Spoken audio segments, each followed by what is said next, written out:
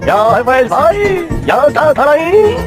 अरे बदरू वो महेश भाई, तुम्हें तो पत्तियों से दूर भागते थे ना, आज ये पत्तियों के आश्रम के सामने क्या कर रहे हैं? हाय अरे वो ऐसे कि वो साइकिल से साइकिल टकरा गई ना। अयो, आपका दिल भी टकरा गया क्या? ऐसे कुछ है।